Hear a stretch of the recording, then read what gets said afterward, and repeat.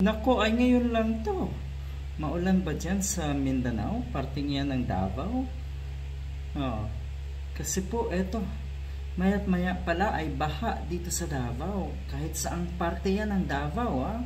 Sige nga po, paano nyo po ito itatanggi?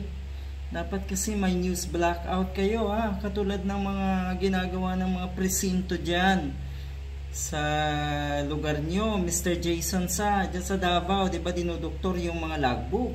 Sana po yung mga new media outfit dyan sa Davao, yung mga lokal na media, dapat hindi na rin to nire-report dahil ito po ay napakalaking kasiraan sa Davao, yung mga ganitong insidente. Mantakin nyo ay halos araw-araw basta umulan ay baha. Tignan nyo nga naman. Tapos ano, itatanggi.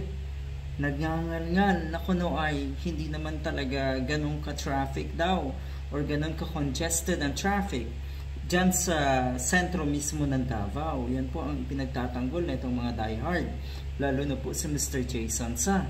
So eto ha, sabihan nyo uli yung mga media para hindi na ito lumabas. Kasi kahiya-hiya po.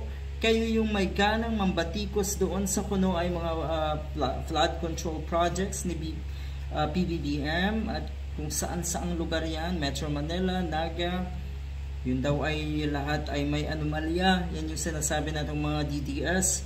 Pero ano ito? Ano itong nangyayari sa inyo? Oh, as if naman talaga wala kayong mga ganitong klaseng pangyayari at insidente dyan. Ano ho? O, ayan. Naku po talaga itong mga to.